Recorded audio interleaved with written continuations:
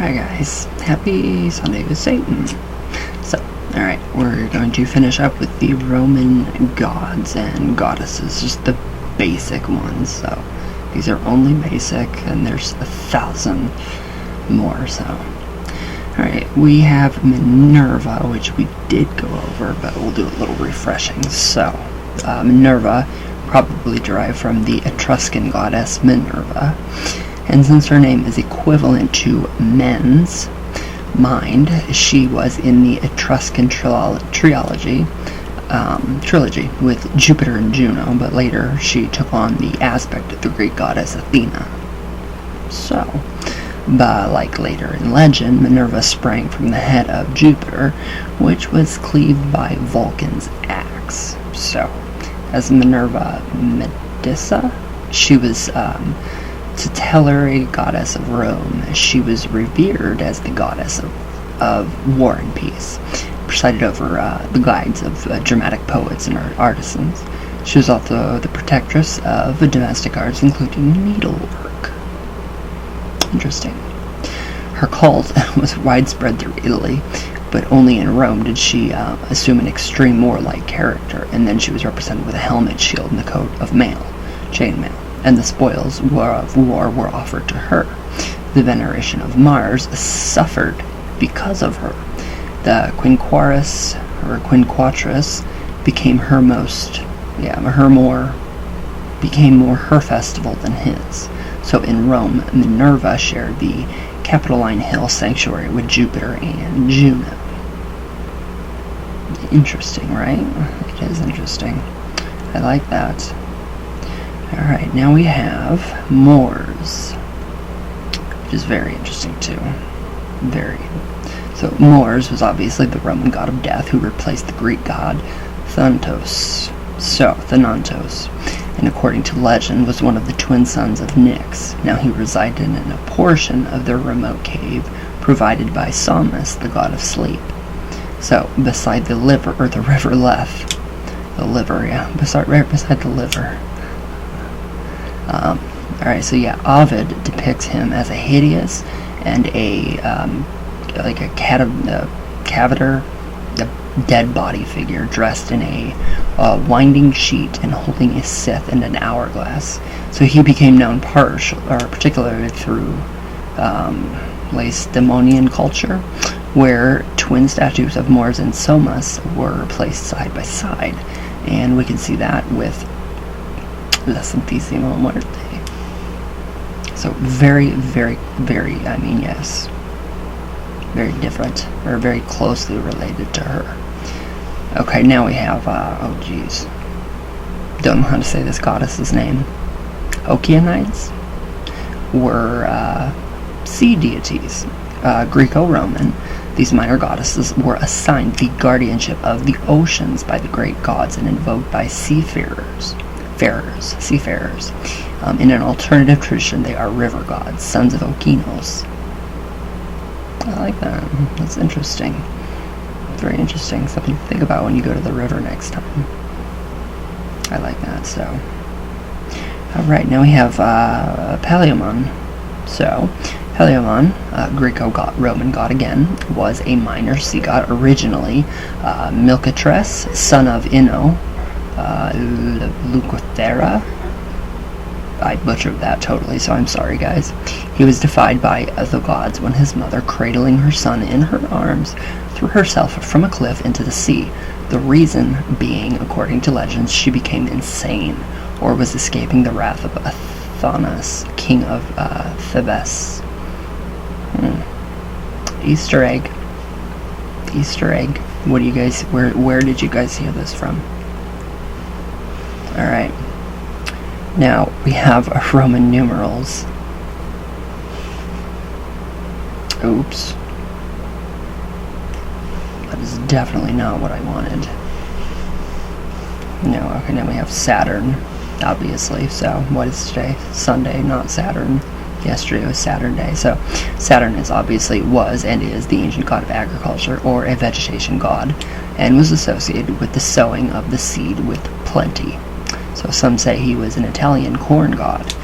His name may have been derived from Satar, a sewer, or a satyr, stuffed or gouged.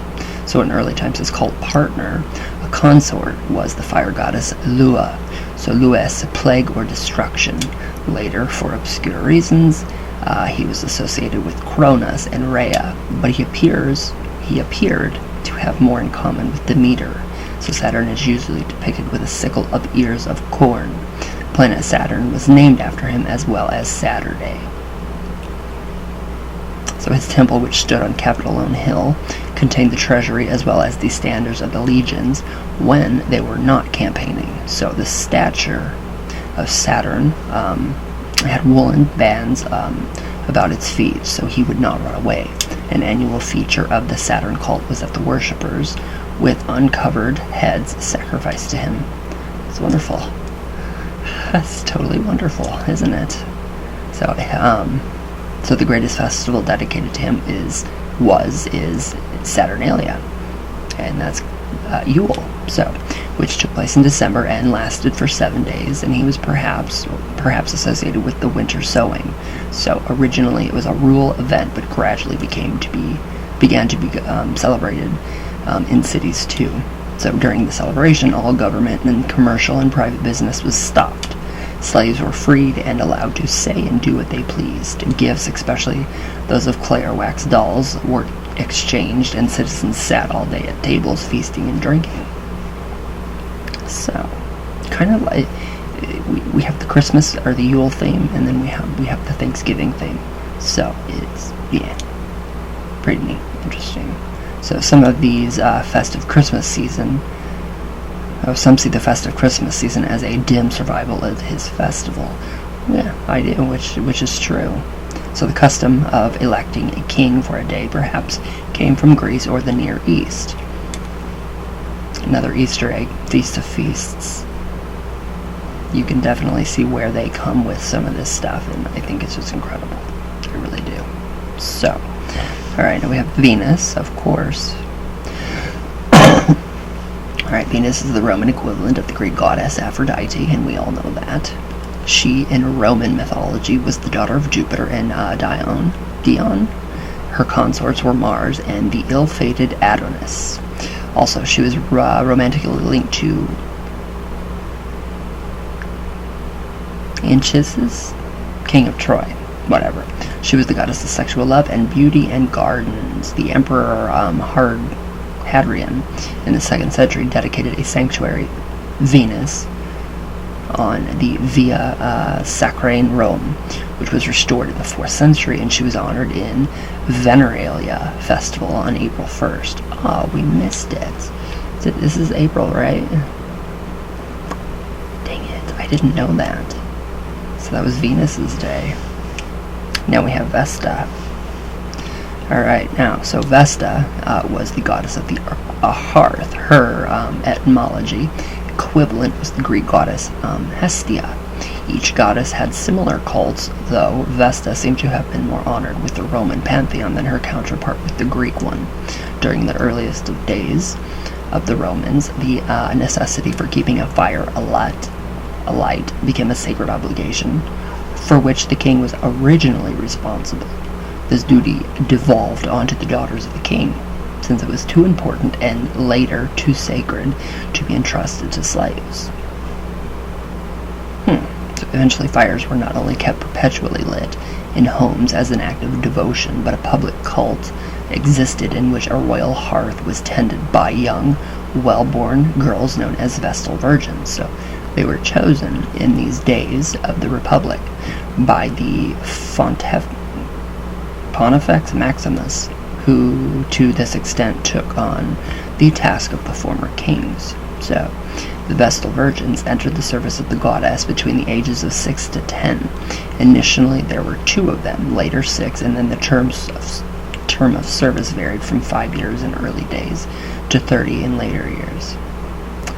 So these priestesses dressed in white gowns edged with purple and were highly respected members of the Roman society, enjoying many privileges. In addition to the tending of her sacred fires, through their duties included fetching water from the sacred spring in the preparation of the sacred foods, guardianship of sacred objects, and the daily ritual of the shrine at Vesta.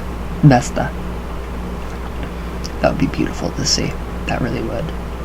So the Pontifex Maximus had absolute control over the daily lives of the virgins, so he could issue punishment on them for any offense, including ordering any of them to be buried alive for breaking their vowed chastity. Wow. Really strict orders. Scary. So, okay, so Vesta's shrine stood near the Regia, or a palace of a king. So existing images of her are rare, but those still existing show her fully draped and accompanied by an ass, her favorite animal. So during the festivals, donkeys were decked with wreaths. So in 380 AD, Emperor Theodosius abolished the worship of Vesta. It never died. It never does. It never will. It will never, ever go away. Now we have Vulcan. We'll do Roman numerals tomorrow because that is, obviously, it's very important to this. So, alright, Vulcan originally was an Italian fire god, particularly associated with destructive fire. He was worshipped primarily to obtain his protection in inverting fires, so there were numerous shrines dedicated to him where fires were most feared, so such as areas near volcanoes and where grain was stored, especially at the port of Ostia. So an interesting note that his shrines stood outside the walls of the cities. It's pretty neat. It's pretty interesting. I would love to see some of these shrines. I really would. So, in the Roman pantheon, Vulcan was the son of Jupiter and Juno. In this role, he was the counterpart of the Greek god. Oh, jeez. Hephaestus? Something like that. I don't know. Sorry, butchered it again. And later assumed many of the later characteristics. But he normally was depicted as a grotesque figure with one leg shorter than the other, a deformity that resulted from being thrown from heaven by Jupiter while attempting to protect his mother from the god's wrath. And we have a little bit of a fallen angel here going on, a little fallen angel mythology. Alright, so where'd I go? Okay, so afterwards he was being determined to shut down the company of the other gods. Vulcan established his home in the heart of Mount Etna, where he fashioned a giant forge. His workers were the one-eyed Cyclopses. He created a golden throne for Juno and fashioned Jupiter's magical thunderbolts and Cupid's arrows. So, pretty interesting. So he was linked with several primary goddesses, including Maya, the Earth Mother, and Vesta in her role as Earth Goddess. Also, he had a short-term relationship with Venus and Minerva, and with one of the Graces. His offspring seemed generally to have been monstrous. It's a little scary. Monstrous? That's really a little creepy. Alright, so, anyways, where'd I go? He is said to have fathered Servius Tullius, one of the kings of Rome, and who proved his parentage by the useful talent of being able to cause fire to descend on his enemies. That'd be nice. So, perhaps the most curious custom of the Vulcan was the sacrifice of live fish, which were thrown onto fires lit on the banks of the Tiber, in order to persuade the god to spear more vulnerable objects. So it was only in the classical period that the Vulcan was truly associated with Hephaestus. Yeah, he became the patron of artisans and blacksmiths. In these late times, he was depicted as a smith in a tunic that freed his right arm and shoulder, and with an anvil, tongs, and a hammer. I like that. I do. I don't know why, but I just find that very fascinating. Just this mythology, and I just love it. So, now, his festival was the Vulcanalia, falling on August 23rd, the period of the greatest drought and the highest fire risk in Italy. A lot of Annalias: Lupercalia, Vestinalia, Saturnalia, Volcanalia, lots. And that is that. So we've gone over quite a bit. So we will do the Roman numerals just to kind of get into them, and yeah, there's some really cool stuff about that in there. So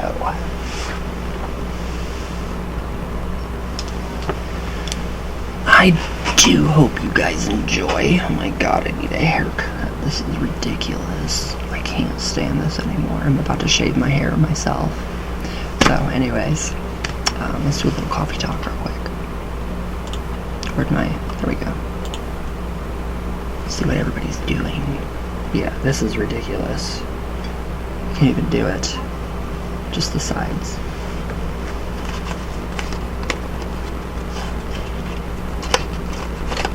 I have never butchered a pack of cigarettes before in my life so horribly today. I mean, I have butchered them incredibly.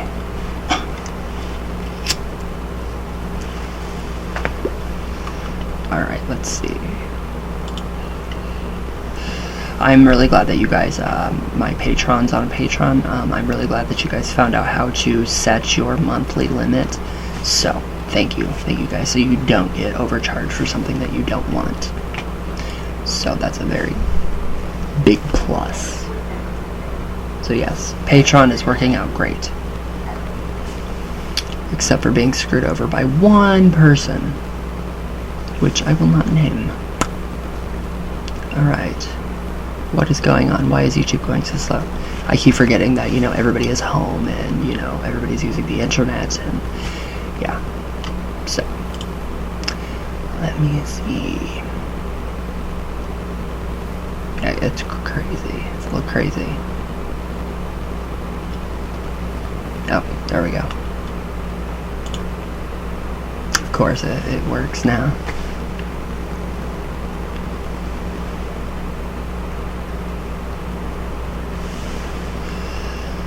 Okay, why is it not? Alright, there we go. Wow. It's like, wow. Bright. Blinded. Alright, let's see. It is so hard to get to, like, anything on YouTube anymore. Like, comments, anything. It's crazy. There we go.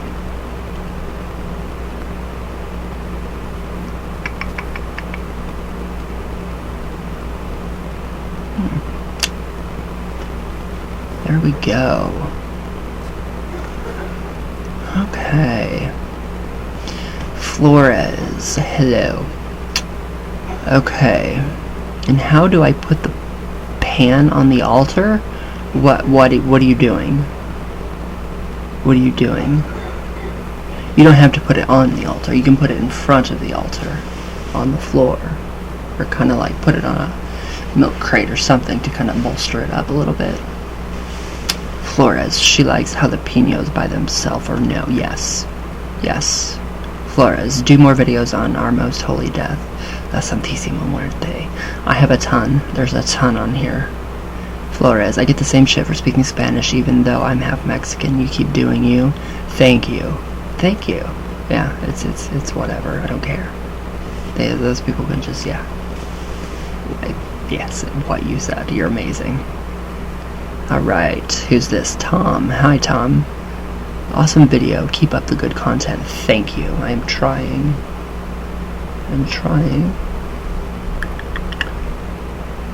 Alright. Cat Bronze, shout out, my love. Honey M, thank you for your comment. Hi there. Hi. Love your videos. Thank you so much. Janelle Longoria, hello. Alexandra Hill, Falcon Moon, Lisa Oaks. Let's see. I Shakes a Booty. I hope everything's going okay with your kratom. I hope you're, yeah, just go to your doctor. That's what I would do. But I really hope everything is going well. I don't want to see anything bad happen to you. So just go to your doctor. Alright, Dylan Abbott, hello. How are you? Jay Phoenix, hi my bro.